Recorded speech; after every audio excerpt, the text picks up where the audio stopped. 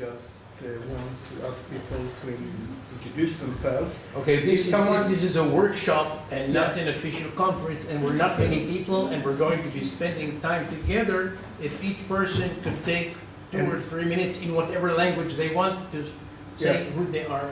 And I want to say, if someone is more comfortable to speak in Hebrew or to know to the lectures in Hebrew, it's okay. We know that some of the lectures will be in Hebrew, so feel comfort to speak whatever language you want. Okay. Okay, so I'm Zvi Zohar, and my main field of interest, unlike what I'll be talking about, has been the development of Jewish law of halakha and rabbinic in modern North Africa and the Middle East. But I've also done various work on the history of Giyur, conversion to Judaism, and other topics. And this issue itself of the interaction between Jewish law and non-Jewish law, and the receptivity of Jewish law to ideas and norms from other systems is something which I've always found very interesting. So thank you for coming and participating in this. Susan, please. I am Susan Breitzer. I am a historian specialist in American Jewish history and labor history. And one long-standing interest of mine has been the interaction of Jewish law, civil law, and union regulation in the kosher meat industry, an interest that was sparked by the scandal in Postville, Iowa some years ago.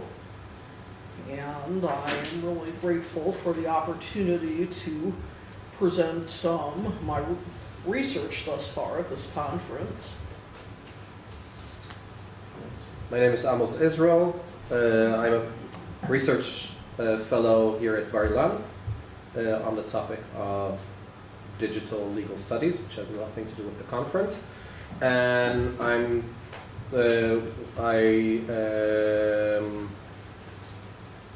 also have a function at the Jewish Law Association, and I'm interested in theoretical approaches to Jewish law. And as part of that, I'll try to present a new perspective of thinking about Jewish law, and using this perspective to think about interaction between Jewish and non-Jewish legal systems. אני מלווסטרח, אני פרופסור of law at Tel Aviv University Law School. I lecture Jewish law, family law, commercial law. I'm also interested in all these topics and write about them. Levi Cooper, I'm a postdoctoral fellow in Tel Aviv University, and I deal with in the law school, in Tel Aviv University Law School, and I deal with Jewish law I'm a legal historian who deals with Jewish law in the modern period, and my most recent work, my main interest is the interaction between the Hasidic milieu and Jewish law. My name is Avishai Yoshua. I'm not part of this group. I'm a student here to the third degree. My topic is culture Goyim, Jerusalem, Greece, Kushta. Okay. Baruch haba. Okay. My name is Yuval Haruvi. I deal with the rabbinical elite of Tunis in the modern time, and I also work as a researcher in the in the department of Jewish history in Tel Aviv University. אני אדבר בעברית, שמי דוד קפח, ואני מתעניין באופן כללי במחשבת ההלכה. לא במקום ספציפי. לאחרונה אני עסוק במחשבת ההלכה של הרבי מחב"ד, רבי מנחם מנדל שניאורסון, בהוראות ההלכתיות שלו. והתחום הנוסף שלאחרונה אני עוסק בו זה מחשבת החינוך, במיוחד כתביו של האדמו"ר מפייסצנה.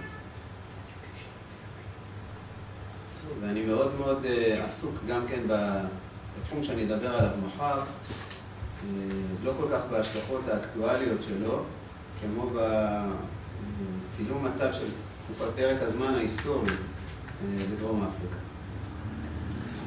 My name is Mordechai Kanievsky. I'm teaching in the Jewish Studies Department in the Moscow State University, and just defended the PhD in the Russian Academy of Sciences in the Institute of State and Law on Jewish law and state law, comparing Russian Empire precedents with American historical and more modern precedents, and also the Jewish law here. Congratulations. ירון נעים, אני עוסק בעיקר בעבודתו של הרב חלפון משה הכהן מג'רבה, עבודת הדוקטורט בעצם עסקה בתחום הזה והנחייתו של פרופסור צבי זוהר. העבודה הזאת בעצם נוגעת ומשיקה לתחומים רבים ושונים, המדעישה, כל הנקודות המודרניות שאנחנו יכולים לראות על הדעת, וגם בהקשר של הוועדה הזאת, גם ניתן לראות כיצד בעצם המשפט הניסראי צרפתי משפיע גם על ההלכות שאותם פוסק הרב חלפון משה הכהן בנקודות שונות, שכמובן נפרט אותם מחר. I'm Jenna Zimbitfa, and I'm a fourth-year student at Brandeis, working on the impact of civil marriage and divorce on Russian Jewish immigrants who were coming from a state that applied confessional marriage and divorce laws until the revolution. So what does it mean to move from a state that doesn't recognize any civil form of marriage and divorce to places that do? And the two countries that I look at are France and US, from about the 1880s to World War II. I'm Michael Razina. I teach here at Bar Law School, teach mainly Jewish law. I write on many topics in Jewish law, but some of the main topics connected to this workshop is the connection between the Israeli rabbinical courts and the legal system of the state, and how the halacha of our day and age accepts secular laws, the judgments of the courts, and the way the halacha try to fight them or accept them, or to find some ways in order to show the superiority of the halacha on the state law. Okay, thank you very much, and I will now begin with your permission. Unlike what I usually do, I actually prepared a PowerPoint presentation. And the text here is in Hebrew because the text of the paper that I wrote and gave out is in English, and I wanted to present the people who are proficient in rabbinic Hebrew with an ability to see the original texts in Hebrew and the translation of, well, it's the major thing. It's not everything in the article, but you will be able to see what Rabbi Olevsky wrote in his original writing. And the question is why Jews born in the Soviet Union after World War II may marry other Jews, but keep it a secret. Nobody knows that this is a question. When Russian Jews came here, many came here, hundreds of thousands came here first in the 1970s, and then a very large group of almost 1 million around 1989, 90, 91. The rabbinical authorities in Israel were very worried that all of these people may be claiming to be Jewish, but they're not really Jewish.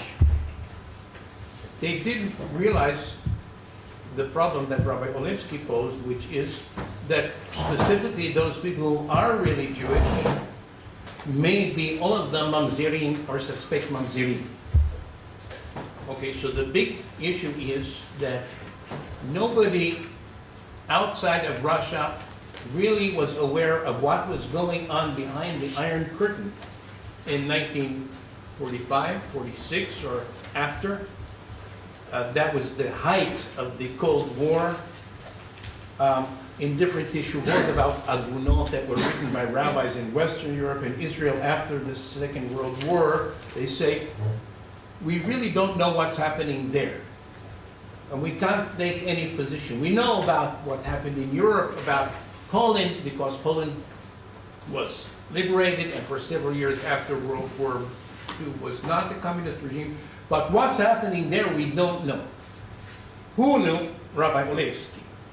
Okay, so I won't go now into a biography of Rabbi Olevsky. He was born in the he was born in the 1880 approximately in Eastern Europe. He studied in the yeshivot in Eastern Europe, and then in 1906 he got a rabbinical position to be the rabbi of Irkutsk. And then came the revolution, and he remained in Russia all through the period of Lenin, all through the period of Stalin, and until he passed away at a very old age in 1966 in Moscow. He never left Russia, as far as I know, after he came to Irkutsk. But he, as is evident from his writings, is a very great scholar. In 1991 or 1992, a mathematician got off the plane in Ben Gurion Airport, apparently a very brilliant mathematician, because he immediately got a full position in the mathematics department of Tel Aviv University, and there were a lot of mathematicians coming from Russia at that time.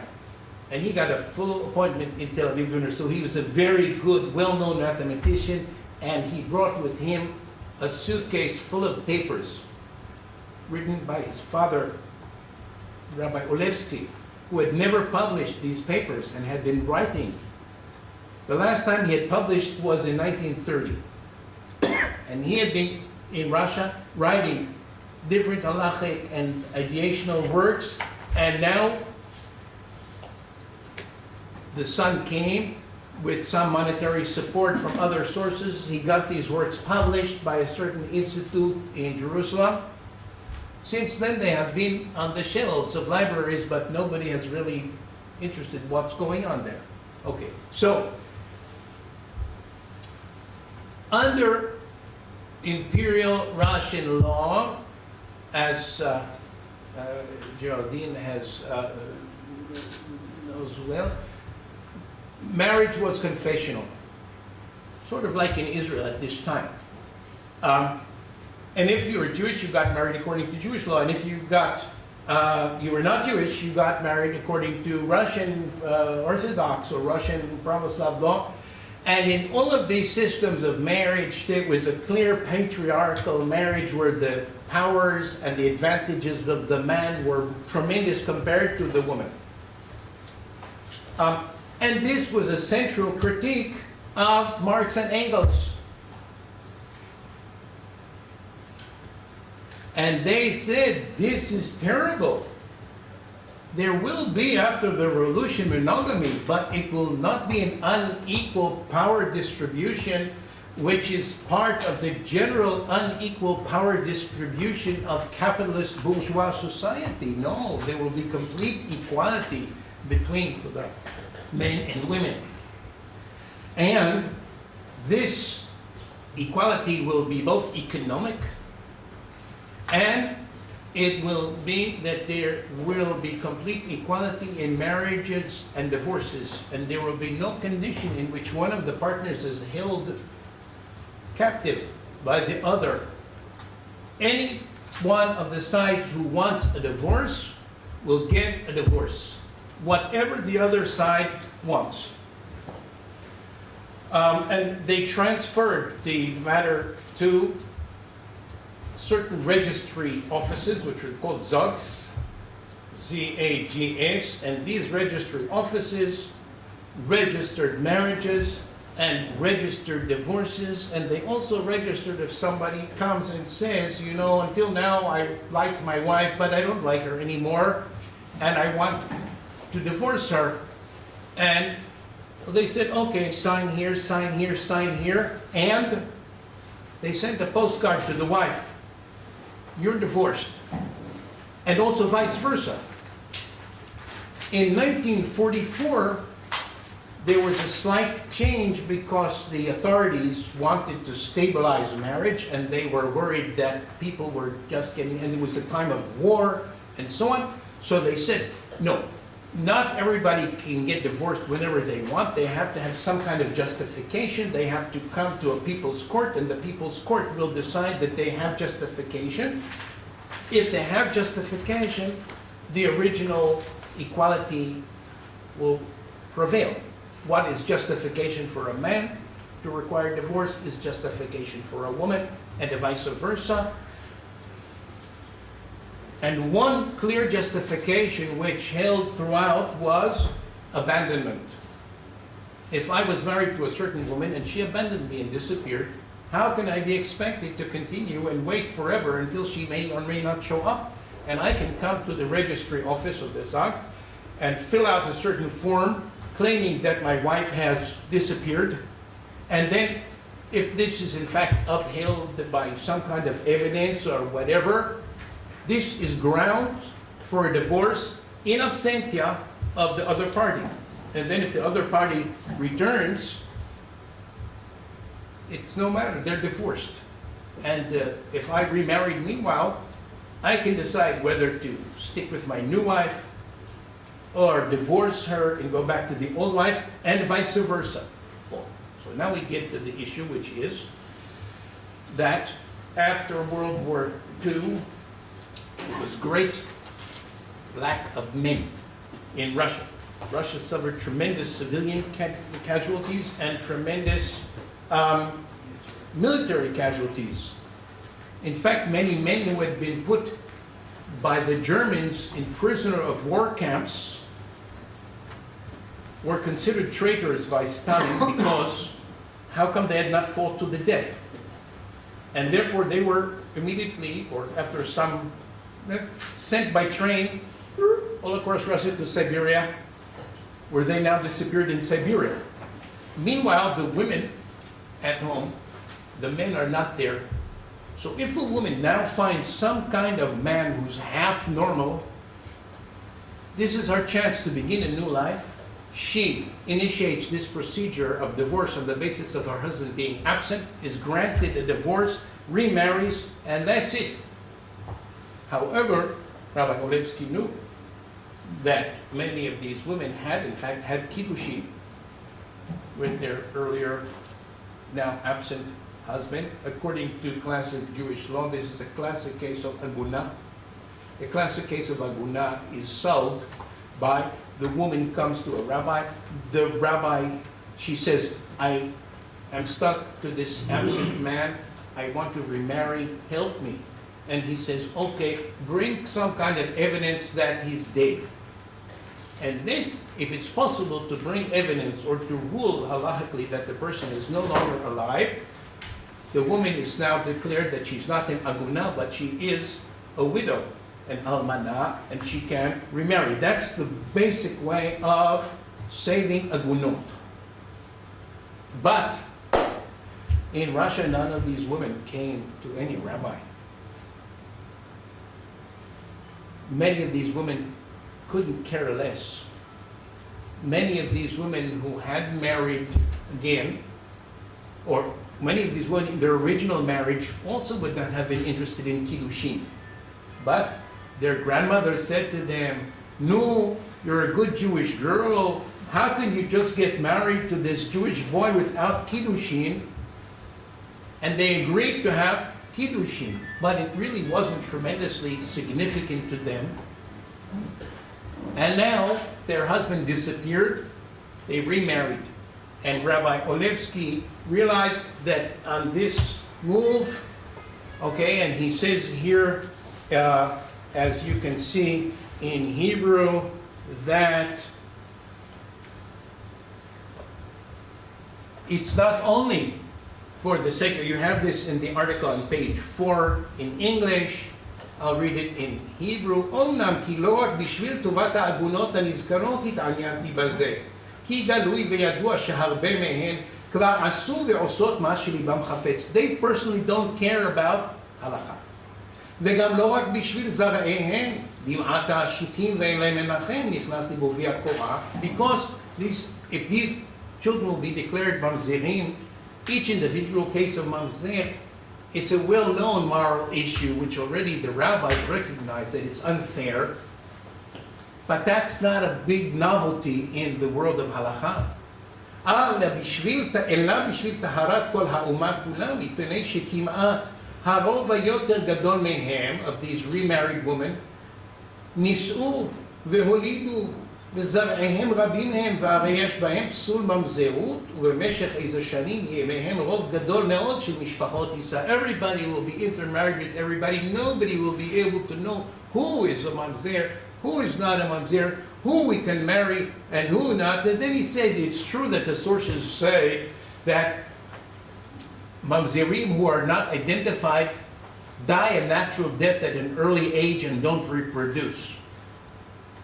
But he says, אכן הניסיון הורה, שעל כל פנים רבים מהם חיים וקיימים. Whatever the sources say in real life, that's not what we see. ומובן מעצמו שדבר זה נוגע לכלל ישראל. שהרי יהיה חס וחלילה תהפוכות והתבוללות של האומה כולה. Whereas, as far as the Russian authorities are concerned, this is not an issue, and they allow the women to remarry on the basis of the declared absence of the husband. And now, Rabbi Olevsky, sitting in some side room of a synagogue in Moscow, where he's living on the cheshbon of his son, because he's a persona non grata with the authorities, and he has a position, he doesn't have a position, he certainly has no legal authority about anything, and there's separation of church and state in Russia. He's sitting and he decides that he has to take it on his responsibility to solve this issue.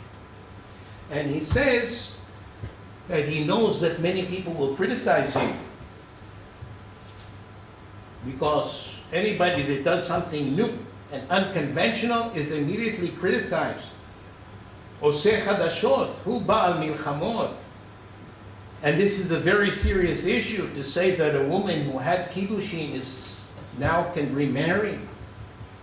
And he says, God knows that I didn't easily enter into this issue. God knows that it was not religiously easy for me to take this responsibility, but on the other hand, who's going to do it? So he said, okay. He said, and then he said, I thought about it, גשתי אל הקודש in the last line, דאימה ובעירה ותידד שינה מעיניי, עד כי בחמלתו יתברך שמו. האיר השם עיניי, ובסייעתא דשמיא מצאתי צידוד להכשירה להתירם. So he's a very devout, religious person who took this matter very, very seriously and thought about it a lot, and then he reached an insight about this issue that is, in his view, a solution to this problem, and the solution has to be based on the condition A, the wife has not come to ask anything. She just went and remarried. B, we have no evidence whatsoever about any of the husbands being deceased. In fact, 3, we have to assume for the purposes of discussion that they may well be alive. Okay, and so he writes a very long and detailed and very impressive teshuvah, which possibly next year we're going to have a work group. I've talked with the Kadari to have a work group to discuss this teshuvah, which has a lot of interesting implications. And he, at the beginning, presents the general outline of his argument in a question of a series of questions and answers. So the question number 1 is, what are these marriages under the Soviet regime? Are they similar to what there used to be, that people got married with the rabbi or the priest, and then they had to go to some registry and sign that the marriage event had taken place elsewhere? Or is this registry in the Zog itself the constitutive act of marriage according to civil law? And the second answer is correct. This is the marriage.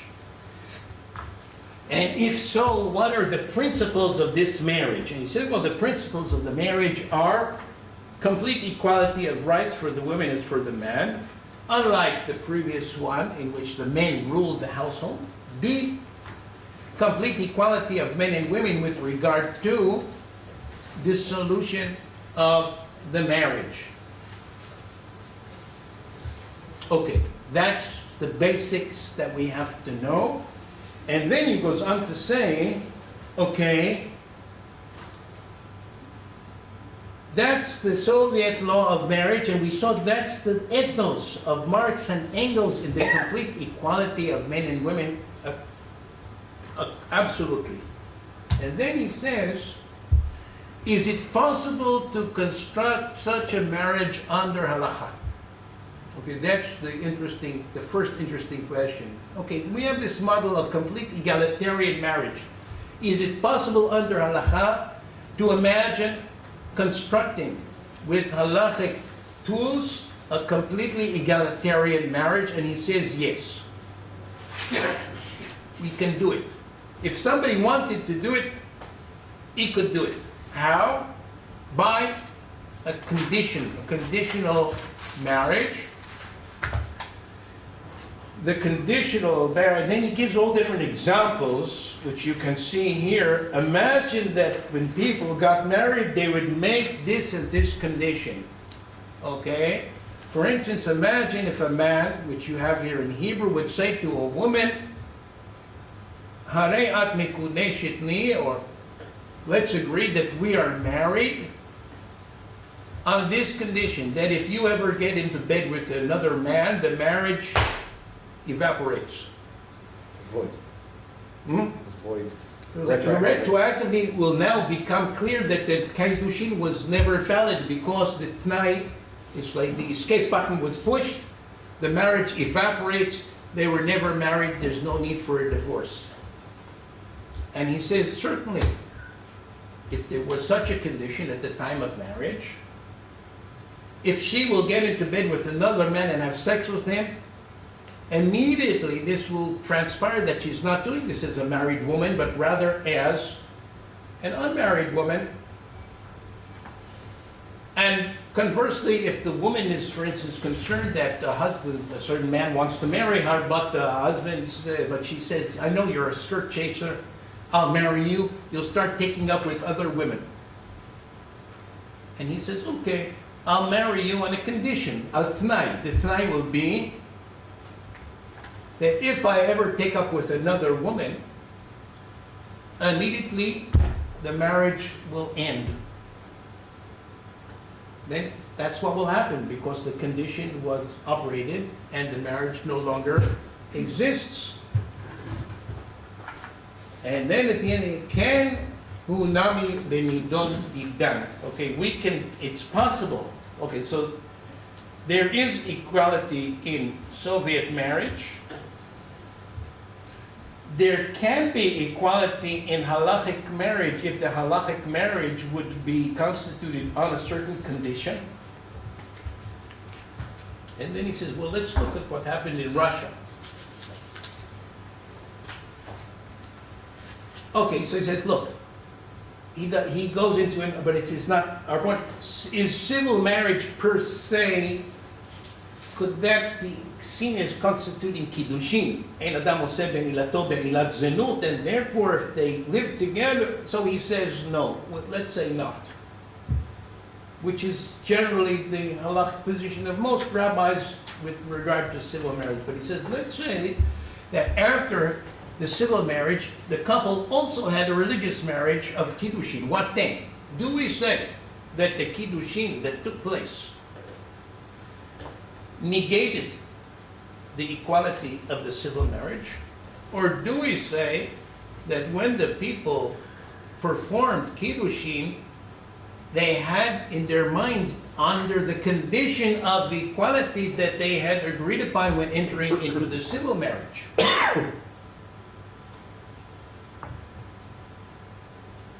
And then he says, well, if we say yes, and he says yes, we'll soon see, then what about the equality that we're talking about, is that only in monetary matters and property and so on, or is it also with regard to the very basic condition of Eshet Ish? He says, you'll see, it's also with regard to the basic condition of Eshet Ish, this woman agreeing to become Eshet Ish only on the condition that thereby she will never lose out in any condition equality to her husband.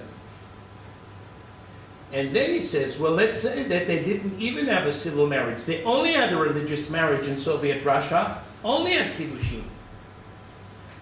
Can we still say about those Kiddushin that those Kiddushin were done under the general idea of absolute equality?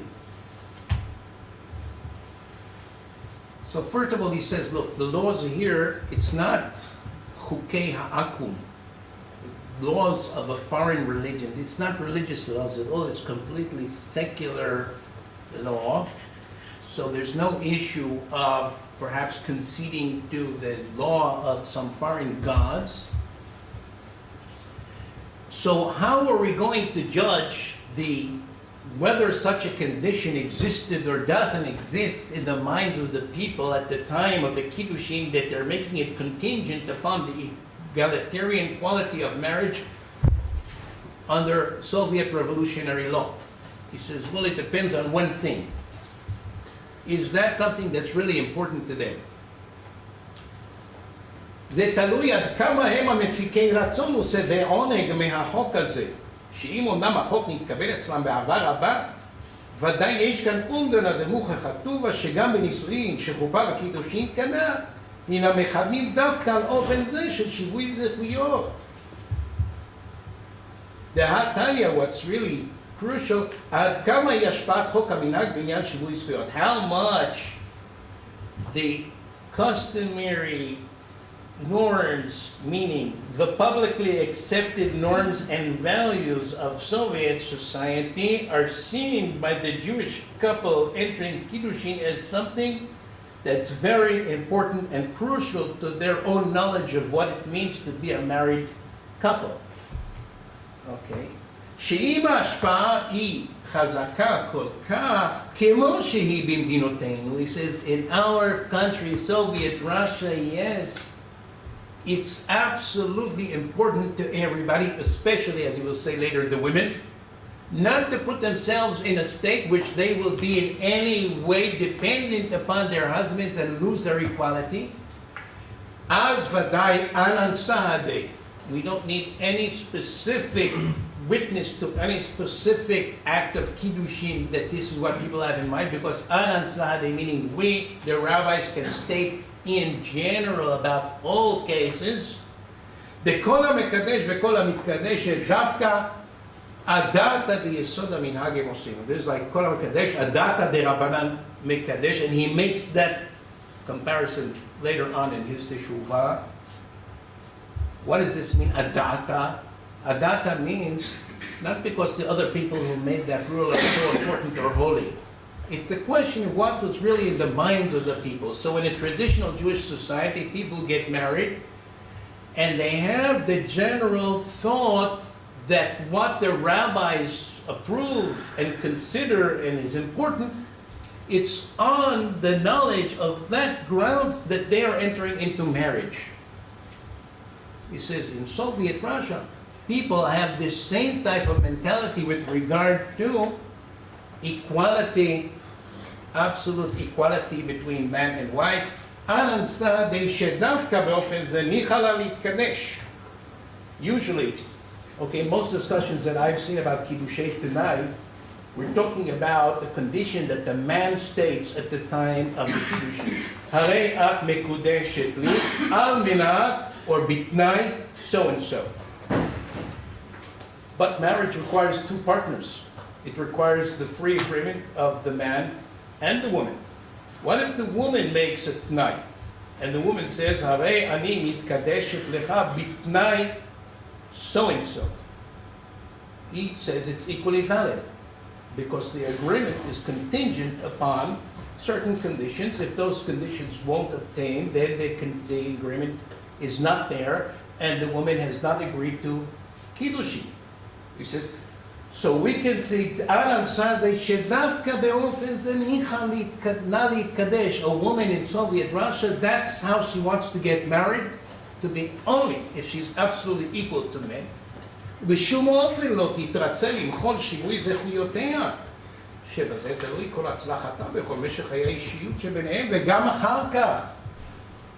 The women are fully aware how much their well-being in marriage is contingent upon being fully equal to men and never having to be subject to the whims or arbitrary decisions or refusals of the men.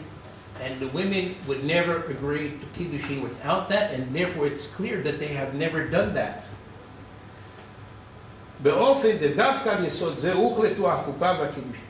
שביניהם also the men, he says, really,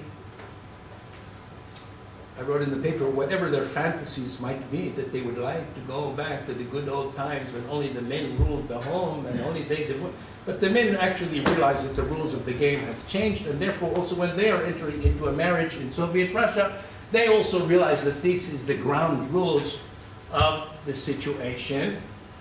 And in other places in his long teshuvah, he develops this idea, and he says it's clear that the women are very, very happy with this. מפיקות רצון מאוד מפרינציפי מנהג הללו.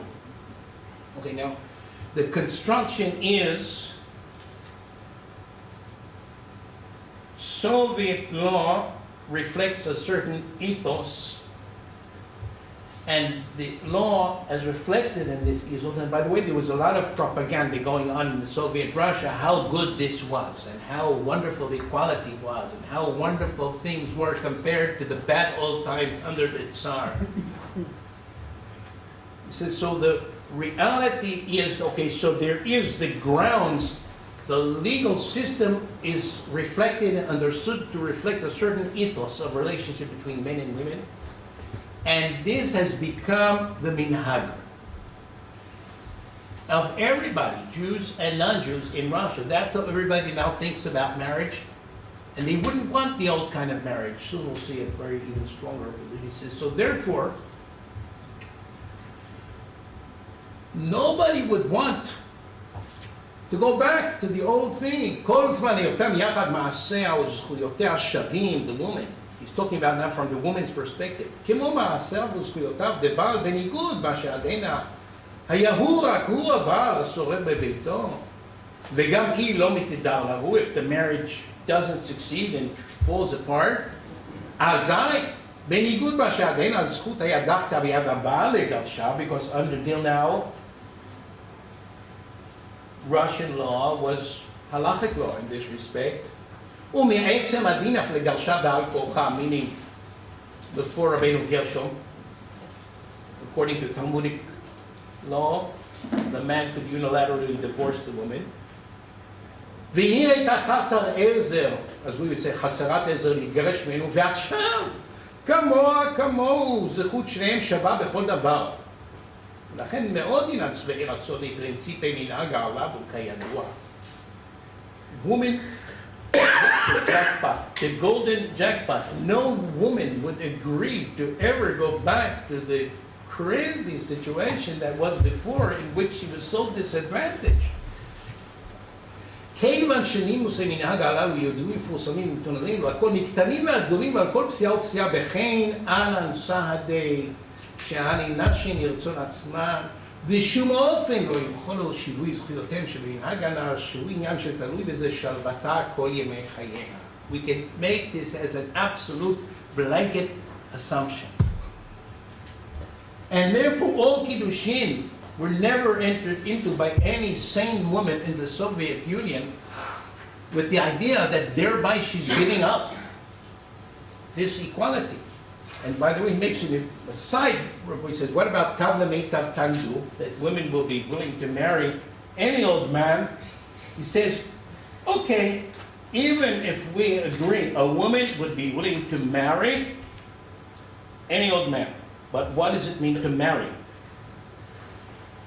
If we would say to a woman in ancient times, okay, you're willing to marry any man, but let's say you'll be in the status of Pilegish. No.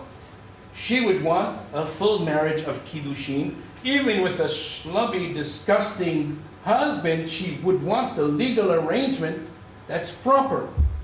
So also here, the notion of tav lametav tandu, that a woman may be willing to settle for a second-rate husband, doesn't mean she would be willing to forfeit first-rate legal rights, the best that are available. So it's not relevant to say that the woman, in order to have kiddushin, will be willing to give up the equality. That's the move he makes. And then he says, you know what, you want me to show you? He says, think about this. All of these women that got married with kiddushin because their mother or their grandmother or someone said to them, okay, imagine that a moment before in this apartment in Dnipropetrovsk, we would tell them, what's it really like? That the minute you get married according to the original kiddushin, that's it, you blew it. את מפסידה את שיווי זכויותיה. תהיה משועבדת לבעלה להיות הוא דווקא סורר בביתו. ואף אם יהיה רועה זונות, he'll take up with other women, על כל פנים אגיד בה, she's stuck with him. ואם יעזבנה ויתעלם, he'll now disappear. תישאר עגונה עולמית. She'll be completely aguna forever. Because where is he? ואם ימות ולא זרע כעמה, no sons, she'll need ייבום. What? He says, nobody would agree to such a thing had we told them about it. And he would run away. הייתה יורקת בפנינו. והייתה בורחת מאיתנו למקום שמגודלים שם פלפלים שחורים, which apparently what it means far, far away, like to India. ובלבד שלא תפגוש את אותם השחורים כעורב. Now this is a wonderful allusion, the implications of which I was not aware of till I checked.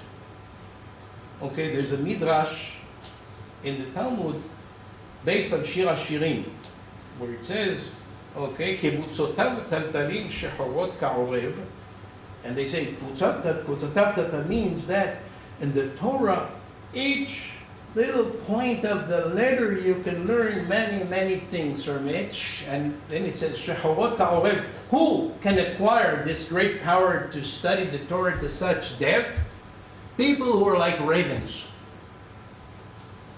Now ravens, there's one of the Mizmorei Tehillim that are said in the daily Shacharit, נותן לבהמה לחמה לבני עורב אשר יקראו, and the rabbis understood this to mean that the orev, the raven, is very cruel to their children. They can't care less about the children, therefore God has to take care of them.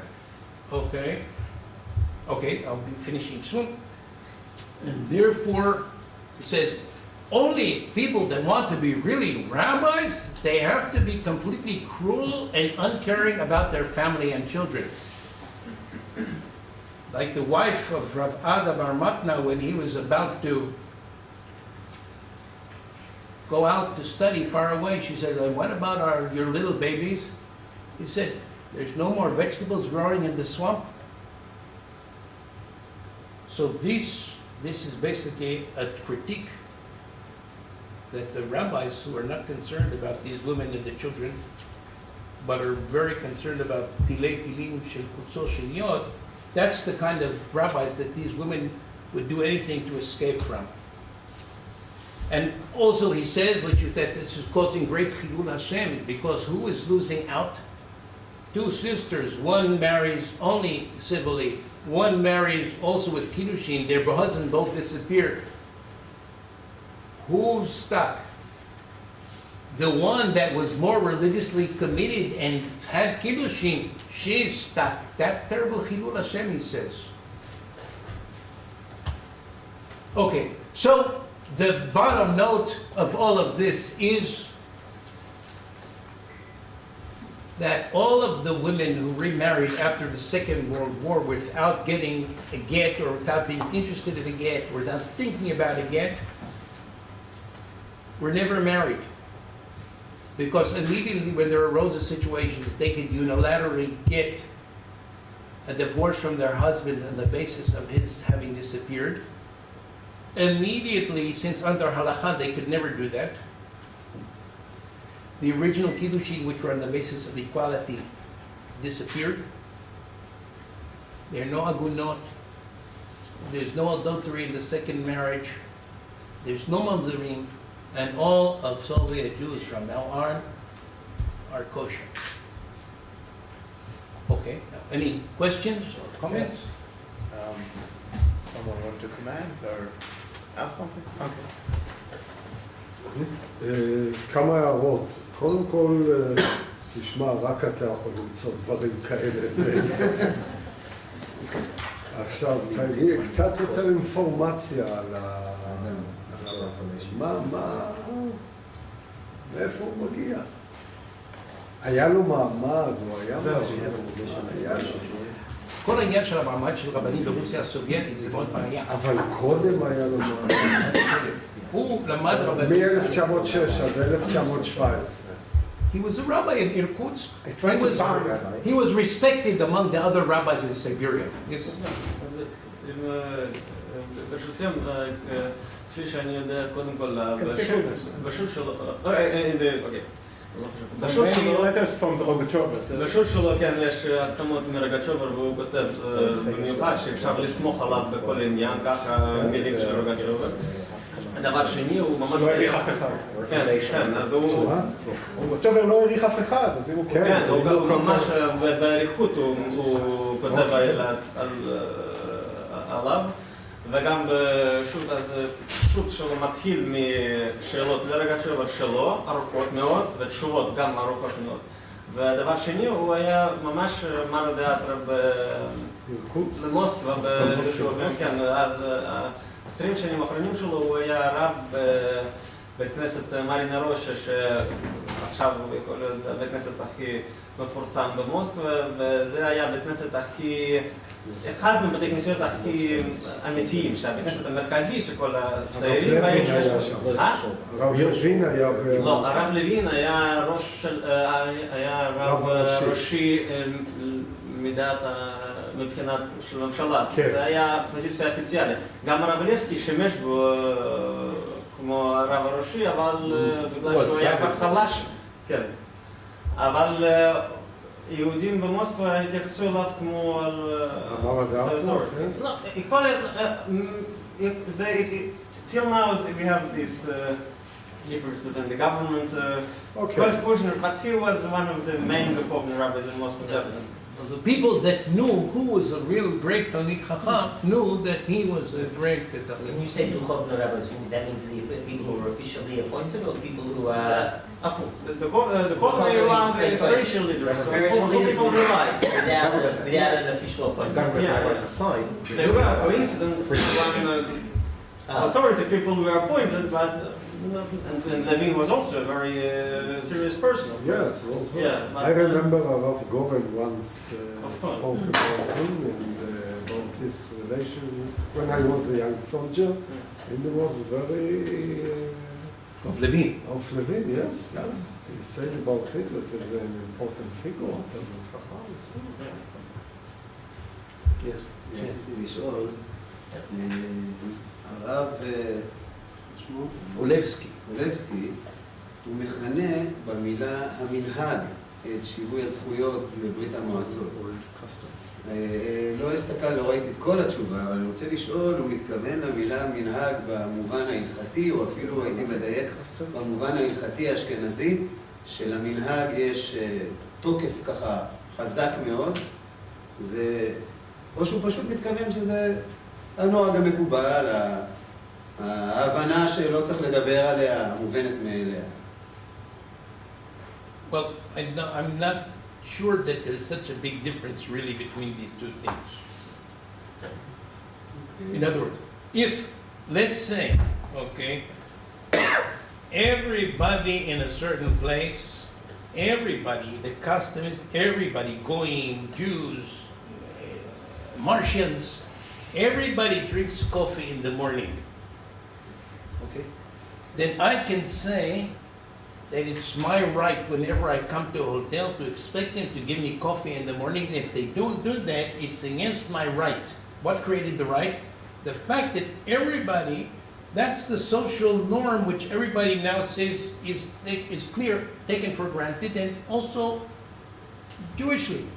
The minhag is what everybody in this place takes for granted and is seen as correct, upright, normative. Okay, so that is creating a certain situation, and he's saying that the taken for granted aspect of equality, which is so basic, everybody in the Soviet Union takes it for granted, is creating implicitly that all marital agreements or arrangements implicitly are on this condition of equality. That's legalized, but I'm asking about if there is any holiness in this minhag. Is he say that this is the chatchila, or just is realistic? This is the minhag of the state. That is my question. We distinguish between custom and usage. Maybe you refer to this custom as something more. Okay, did you want to say something? Well, I mean, I was curious, since we're talking about the Soviet era with the suppression of religion by the government, I guess my question is how did that figure in, and basically what about those Jews who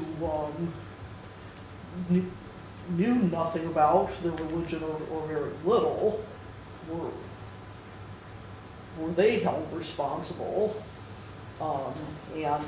Responsible for what? Well, I'm saying, did they fit in the same category as the women who knew perfectly well what they were doing and going ahead and remarrying without bothering to ask a rabbi what to do? Well, his claim is that nobody in the Soviet Union would imagine entering into a marriage that was not egalitarian, and that he did not think, in other words, the idea that sometimes I had, that obviously people under the terrible Russian tyranny of the dictatorship of the proletariat always were thinking how good things were before the revolution. At least here, this is not at all the sense.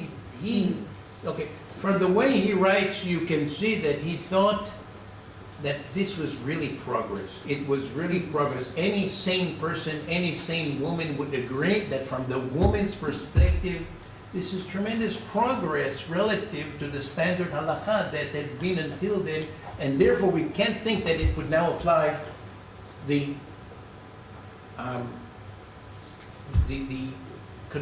assumption of the classic halakha.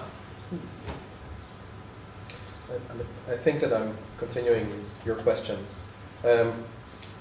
because the question, if I think about his halachic structure, it's either 2-tiered or 3-tiered. So there is a clear level of Chilul Hashem. It can't, and he gives a few criteria of Chilul Hashem, not only one, but that's a whole world which can trump halacha in all kind of ways. That's a clear way to go. Then there is a second one, which is Tnai. Tnai is a technical term. He just says you don't need to do the actual Tnai because it's Tnai Michlala, which is a cultural precondition, which we take as a for granted.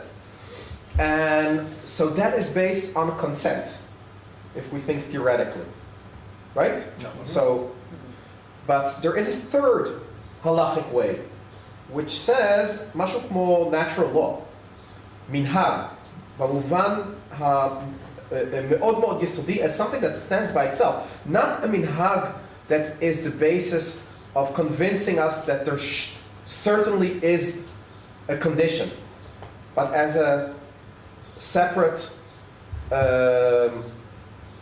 justification. I can think about Hirschenson saying why international law holds against halakha. So he says, first, consent, second, Chilul Hashem, and third, because nobody wants to go back to where we were. So this three-tier, but then it's separate. It is. It's not only the minhag of the cup of coffee. It retains a halachic meaning of minhag. You can see from other response of him that he used minhag as a term for the state law. Explicitly. Only state law. Yeah, state law. And therefore you And can't that's call only it- when you can't accept call it state natural law. Yeah. Also, when you don't accept state law, it's minhag. It's the common state law. No, but if it's a word that says this is a state law that we accept, then using it as a minhag, as a term, has a dual meaning, which does a halachic work. It doesn't mean natural law though. No, but it is such a minhag that you can't go against it. No. It's not Okay, natural but law it's because still it's also posited by the international law, it's state. convention that accepted by everybody. But Hershel says that about certain things, and I can hear from him that because you cannot imagine any woman, He can use. he didn't live in Israel in our times, but you can't imagine any woman giving up her rights and going into rabbinic marriage when she lives in a state where there is total equality. It is not a minhag only as a term of the law. No, it has a value, positive value. No, thing. it has a halachic meaning of something that is not based on consent. It is a separate. I can suggest that he use the term minhag because the base of the minhag in the halachic literature is a sort of implicit contract. And in this process, he used the notion that there is some understanding of the couple that they will live together according to the communist way of marriage. So I maybe suggest that that's why he used the halachic term minhag. He also used the Aramaic form minhaga, because minhag is something that all the population know and behave, and it has a halachic. It became a halachic duty, and I think that in this response I use the term minhaga or minhag to explain why the Soviet law is something that we must accept even in religious marriage. Okay. Thank you very much. I have two comments. One comment is the irony of the whole story. You pointed out that he feared critique, right? He was scared that there'd be people who would critique him, but he never really was critiqued because no one knew about this. No. And What? right? Okay, I want to say It is a something clever later. way Right. to make revolution. And on one and because no one and he doesn't become this figure that everybody attacks because no one knows about it. But in an ironic way, you opened your presentation today, which I never thought of in the past, that unconsciously he actually affected the law because all the Soviets came over and no one turned around. But no one knew there was a problem. No one knew there was a problem, but no one. But the people in Russia thought there was not a problem. There wasn't a problem. No one had discussed it because, so in a way, he's not critiqued. Because wait a second, Because no one knows probably in oral law, he convinced people. People came to ask him, am I allowed to marry this woman who got divorced this way? No? We don't know. It's just such an ironic You know. situation that that was my first comment. I want to say a second comment, but Yeah.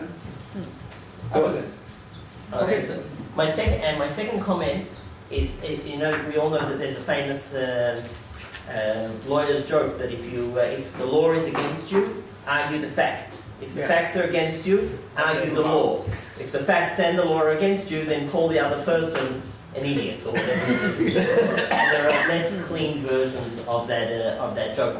I think that when we're talking about issues of the various problems of marriage, contemporary problems, and going back to whether we're talking about Tnai B'Nisuin or whether we're discussing prenuptial agreements or the Lieberman clause in the Ketubah, all those are what we might say are legal solutions. What makes this case significantly different is that he doesn't offer a legal solution. He recognizes a new legal instrument, the Zag's marriage, and therefore he says the facts are different, which I think is I'm wondering if you see that as a totally different way of approaching the problem, which may even open up new vistas for thinking about how we can deal with modern issues. Do you want to say something? No. Well, I personally think that, well, he uses the Zog's marriage or the Soviet civil marriage and basically divorce framework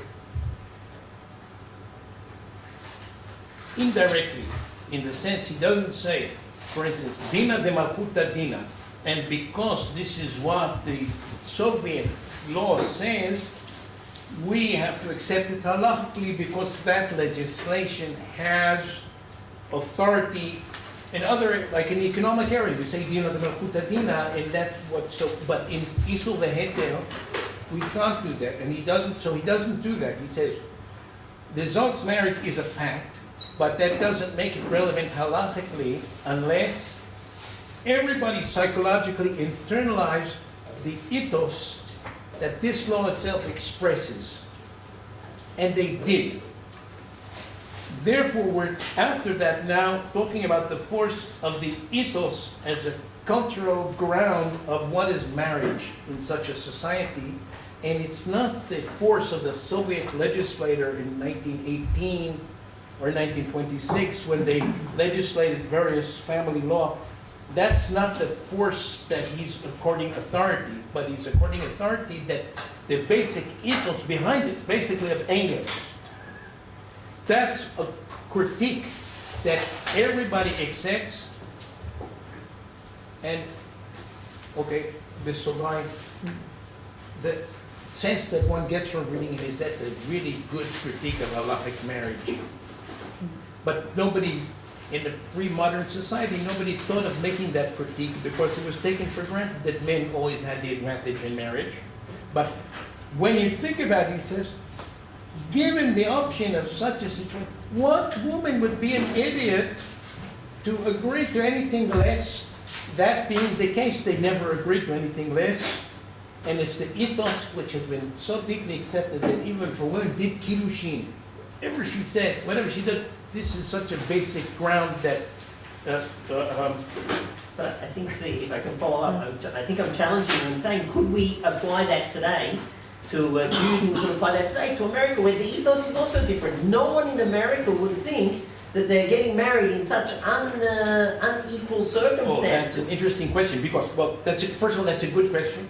But, I mean, what we have today, interestingly, specifically in religious schools, and the more the women are sold that it's their duty, according to Torah, to submit to an absolutely unequal situation, and that's the Kiddush Hashem. Now, the Chilul Hashem nobody's talking about, but once a woman, you might say, knowingly is educated, so this would work. Let's say if there's a completely woman that has no education or doesn't know about the rules of the game according to Halakha, and she would enter into such a kiddushin, we could say, okay. But if somebody has from her youth been told, you have to give up everything. That's what Eshet Ish means. You have to be willing to be an aguna. That's what kiddushin means. That's holy marriage, and she agrees to that. Then it's not clear what we could do about this. Yes, Yaron.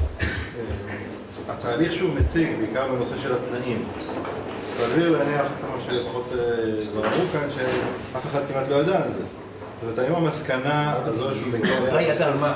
על התנאים שצריך לומר בזמן הקידושים, או... לא אמרו כלום, הוא לא אומר שצריך להגיד כלום. דאטה דאפי. הכל מובן.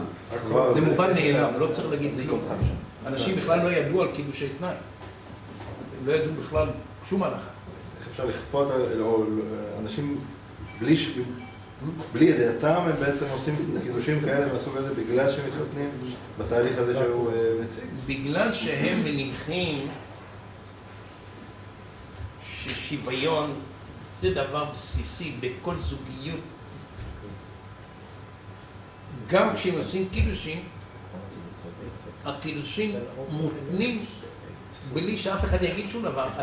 המציאות החברתית, הערכית שמקובלת על כולם, יוצרת את התנאי הבסיסי שהוא לא צריך להיאמר והם לא צריכים להבין שיש פה בעיה. Okay, so now, has anybody not yet spoken that wants to say something? Yeah, there are some. Yeah. Okay, so let's start from here and we'll go around. Susan. Yeah, well, I was fascinated by this seeming contradiction of both accepting the presumption, two in some ways very different presumptions of, if you will, what women want. Women want to be married, Tandu. Women want equality. And I'm curious how he essentially reconciled a very traditionalist assumption that has, I might add, stood in the way of resolving the Aguna issue more recently, and this very modern assumption. Well, he says women really want to be married. They might be willing, for the purpose of discussion, if given the choice, a husband who's not star class 1A husband, they'll settle for a B husband or a C husband, but they won't settle for an inferior legal arrangement to the one that they could have gotten with a star A husband. So the legal arrangement that they're not willing to give up under any quality of husband or for any quality of husband is equality. So essentially it comes down to better equality with a so-so husband and inequality with a great husband. They would never consider inequality, that's a non-starter, as equals. Almost. I'm troubled by the timing, because I think it's statistically the problem arose not less between 1919 and 1944. 1944, or the years after the World War, created a specific kind of problem, which is the Aguna problem. But before, there was no Aguna problem, but there was a major mamzerut problem, because a lot of people got divorced civilly. They didn't get engaged, probably, or not everybody. And it also bothers me because before the end of the World War, Russia wasn't so closed off. So there was travel between communist Russia and what? One-way club. Well, but there wasn't. From 1929 it was. But in the first 10 years it was open then. Until Right, okay. And the question is this single tshuva out in the air? Or can we find other, is this an oral tradition that got penned very skillfully at a certain time, but was an oral tradition before? What was the solution before? Well, first of all, Kasim, were there in the Orthodox community? well, first of all, he himself says, I knew of no solution. I was deeply religiously concerned. I thought and thought, ad she'ha'ir Hashem et einai, so he does not say that I'm continuing an oral tradition of what has been done. Yeah. So why at that time? Well, first of all, I'll give you, in any case of a person reaching a new theory, in curious realms of human activity, there's something which is the genesis of that theory, okay? Poincaré, it had, I don't know mathematics, but it said that he was thinking about a big problem, and then he put his foot on the step of a tram in Paris. He got the idea, but the idea was valid in general. An apple, according to the myth, fell on Newton. Okay, he had been worried about these kind of issues for a long time, but something caused him to have this insight. Now, obviously there was a great pressure that this person was under, great mental pressure, because he realized thousands of women are now getting remarried. But he does say, later on, if you have the article in note 36, I write, thus we are able to resolve the status of many agunot living in our country, all those whose marriages were performed in our country after 1918. So once he reaches this insight, he realizes that all marriages under this new egalitarian ethos could be resolved this way.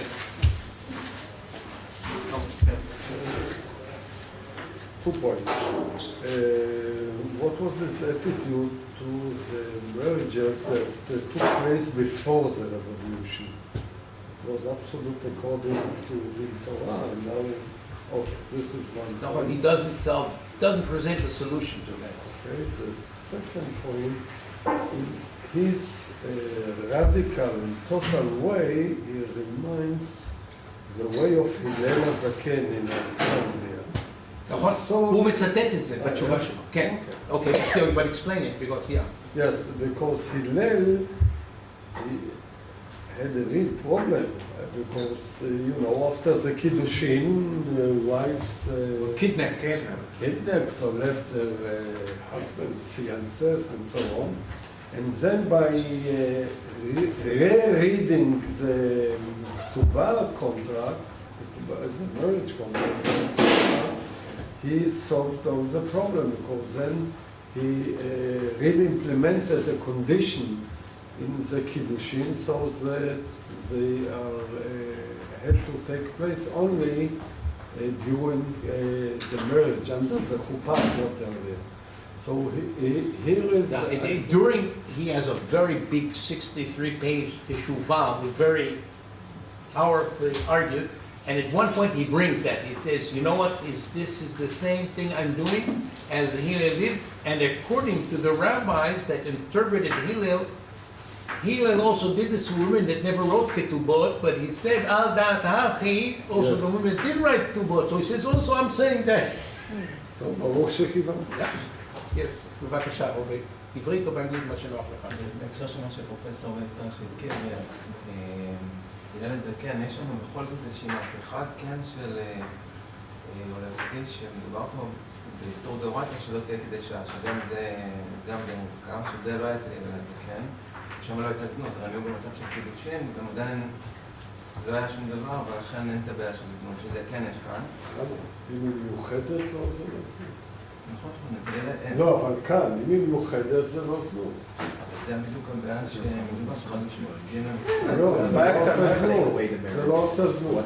לא, הוא דן בעניין, הוא אומר שהאנשים האלה אין להם את המודעות בכלל של מה זה בילת זנות, והם לא מתכוונים לדעת בקידושין בכל מקום. למשל באח מומר, גם כן שמפקיעים את הקידושין ולמפרע, אז אחת הבעיות שהורגו זה עניין זנות. והתשובה היא לא, כי כשהוא חי איתה לפני ההפקעה הוא לא התכוון לזנות, בוודאי היא מיוחדת. בוא נגיד שזו לא הייתה הבעיה הכי קשה. אוקיי, לבני?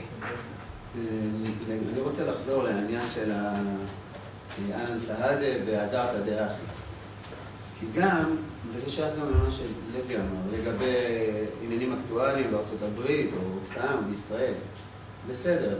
אז נגיד שהרעיונות האלה נמצאים. קודם כל, הערה ראשונה, יש חברות סגורות, למשל, היום אפשר לחשוב על איזה קבוצות חרדיות במיוחד, גם בארצות הברית או בישראל, ואולי גם ברוסיה הסובייטית, שלהם הרעיונות האלה של שוויון, לא כל כך חלטו. זה רווח אחד. וגם אם הרעיונות האלה חזרו לקבוצות האלה, יכול להיות שאישה באמת תאמר, נכון, אני אישה חרדית של היום, ואני לא אסכים שגבר ידבר אליי כמו שדיברו לאמותיי לפני מאות שנים, אבל היא לא תוותר בגלל זה על ההלכה. היא תצהיר שהיא מחויבת לגמרי לכל ההלכה המסורתית, ולעיגון, ולחליצה, גם אם זה לא כל כך נוח לה. ולכן הקביעה הגורפת הזאת שלו יש פה איזה פער שהוא חסר לי. well, קודם כל, לנקודה הזאת אני אגיד, נניח שהייתה אישה כזאת סופר דוסית מחוגי חב"ד המחתרתיים ברוסיה ב-1945 והבעל שלה נעלם, אז היא לא הלכה לזוקס וקיבלה נישואים מזה, לא התחתנה שוב. היא לא התחתנה שוב. אבל כמה היו ברוסיה הסובייטית? אז אותן נשים מן הסתם תפסו את עצמם בעגונות, לא עשו זה, לא עשו זה, זה לא הבעיה שלו.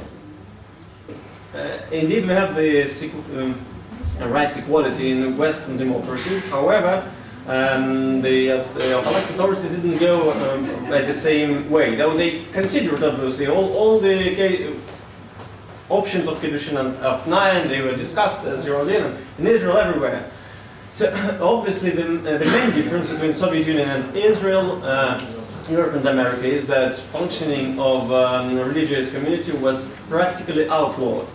And it may be that this implied difference, though not stated straightforward in the Tshuva, lies behind his revolutionary way, and maybe it should be left that if like all Jews in the world were in the Soviet Union, this would be the only solution. But in America and in Israel, there was different situation and other solutions. And maybe I should quote indeed his own decision in another tshuva, right? Like Ladot Isha שבעלה מת בלה בנים ואחיו קומוניסט ואין רוצה להחלוץ, דווקא up in 1945. In the end, he writes that נחוץ דווקא להשתדל בכל מיני התאמצות, השתדלות והשוואות, לעשות הכל כדת וכהלכה, בלי יתרים צדדיים, חדשים מקרוב, אבל אם הדבר מגיע לעיגון, אזי לפי עניות דעתי אפשר לסמוך על כל האמור בתשובה שלו אחרת, לא בכל... מומר. כן, כן, כן. קומוניסט, not מומר.